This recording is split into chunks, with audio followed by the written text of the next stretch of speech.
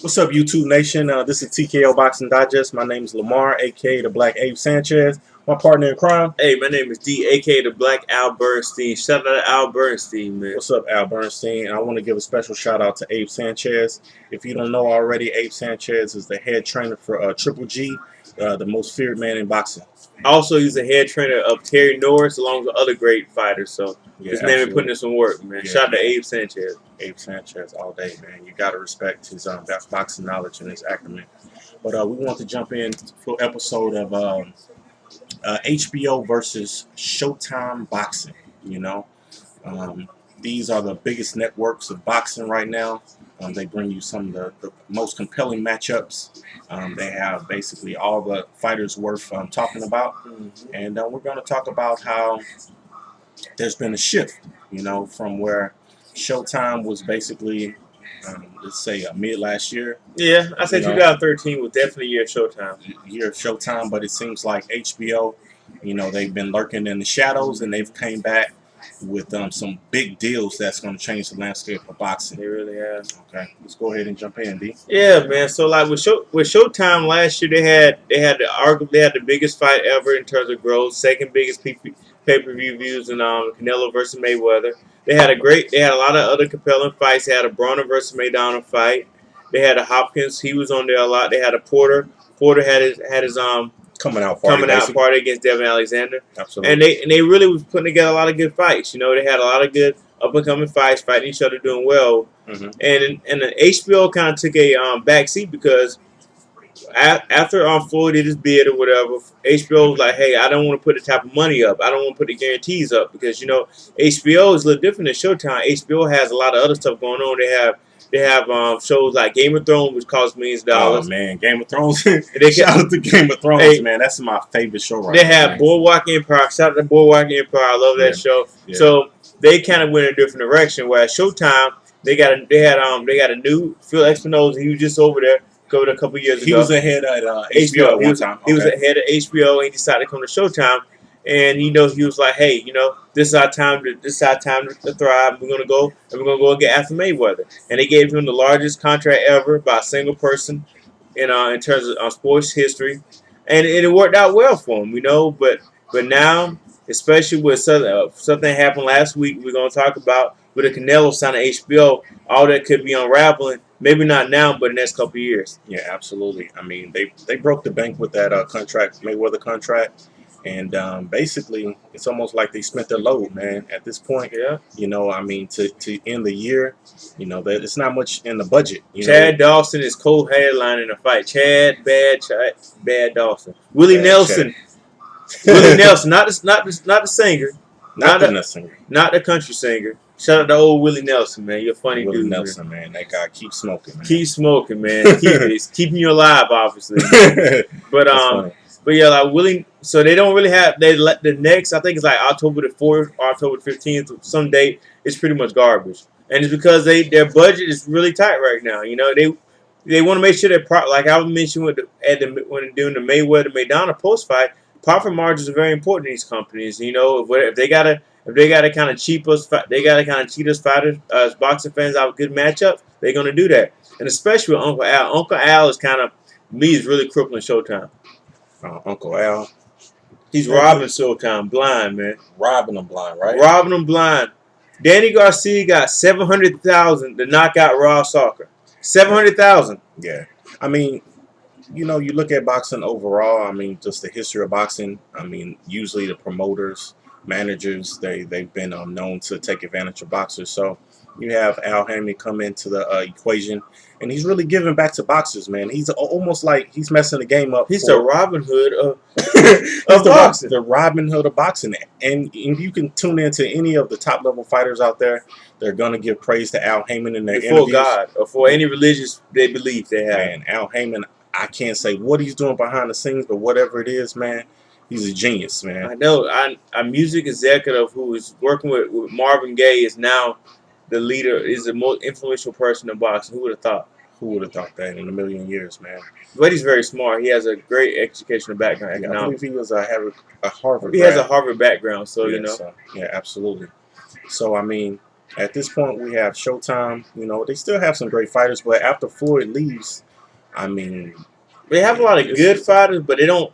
The problem with Showtime with me personally right now, they have a lot of good up and coming fighters. They got the Keith Thurmans, they had the Sean Porters, DSG. DSG, they had the Leo Santa Cruz. But the I think they problem, have Adrian Broner also. they have Adrian Broner, they have him. But the problem is though, a lot of those guys they either have skill set or marketability. Very few of them actually have that both, where they can kind of transition being marketable as well as an athletic person who continue to win.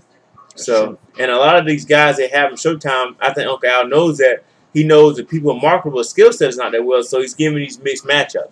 So he knows that these guys are marketable, so we're going to put him in these disadvantaged fights, which is not good for his boxing fans, but for his fighters, it's going to help him out. Sure, as a casual fan, you would look at the let's say the DSG most recent knockout and say, "Wow, this guy has power." I remember my dad calling me saying, "Hey, have you seen this new dynamic fighter, man? He's David Garcia," and you know he had a monster, almost TKO of the year type highlight reel against Rod Salka, but who's Rod Salka? And yeah, and then too, like that, to me, the best person Showtime have exclusive contract. The reason why we mention these people, because these are people with exclusive Showtime contract. There's a lot of people like Adam Maris. You got people like not Leo Santa Cruz, but people like let's see, you got B Hop. You got people who Canelo got an HBO exclusive contract we're going to talk about. But you got a lot of people who doesn't have exclusive contract, but these people talking about exclusive contracts.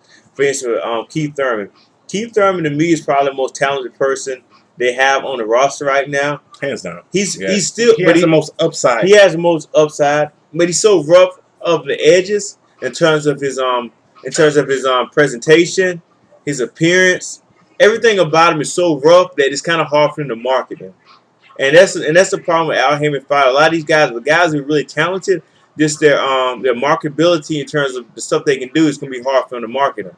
Sure. So that's the reason why I say Showtime's kind of disadvantaged. Yeah, absolutely. Al Heyman is deep in their pockets, you know, for miscellaneous matchups. You know, hopefully, you know, they have something up their sleeve, you know, coming out next year strong. But right now, the biggest topic where it relates to HBO and Showtime, Showtime has lost their next biggest star in Canelo Alvarez. You know, let's talk about that. Yeah, Canelo is going to be really, really big. He has everything. He has decent boxing skills. He has charisma.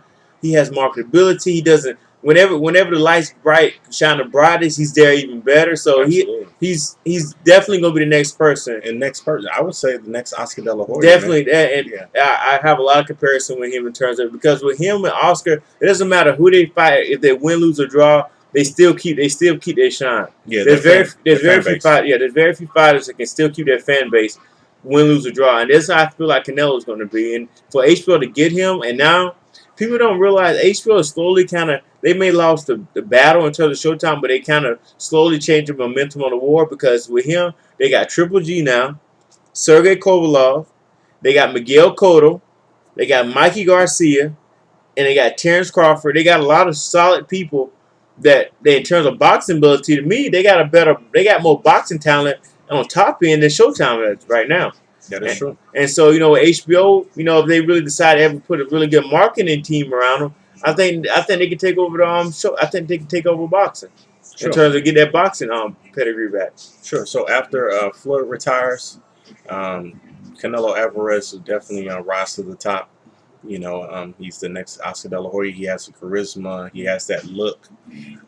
He has Mexico behind him. I mean, shout out to Mexico. Yeah. You know, Mexican fans are probably the best. You know, I mean, just to be honest, in the world. Yeah, and I forgot you talking about HBO. They have a direct pipeline to a lot of Eastern European fighters, such as Lomachenko. They can get him. They can get Carl Frampton. They can get a lot of people that Showtime really necessarily can't mess with, because they have a good relationship with Eddie Hearns. That's true. And then two, with the heavyweight boxers, all the good heavyweight fighters with the clinch goals are going to be on HBO if they whenever they decide to get on there. So they have a lot of avenues that Showtime right now has exhibit, and also with Latino fan base, they have the HBO Latino, where they show a lot of good Mexican fights. Definitely, absolutely. So it's underrated matchups on HBO Latino. You know, so I mean, we're gonna see how things work out, man. Right now, it seems like there's a shift in power, leaning towards HBO. We're gonna keep everyone posted and any new developments that come up. But we want to just thank you for tuning in, showing your support. I forgot one more thing. Sure. Deontay Wilder, he's with Showtime on HBO. Who is he with? That guy, man. I think he's an ESPN. He's fighter. an ESPN fighter. Yeah, I don't think they even signed a contract with this guy. Man. ESPN have fighters now. Wow, man. Wilder, man. He has a big fight coming up, man. Let's talk about that We'll talk in about another later. video. Yeah. Wilder, he's gonna have his time in the sun. We'll see if he can rise to the occasion and prove if this 32-0 with 32 knockout record is legit or not. I want to keep my comments to our next post. So we'll see how things go. But subscribe, hit the like button. Tune in next time. We're signing out. TKO Boxing Digest.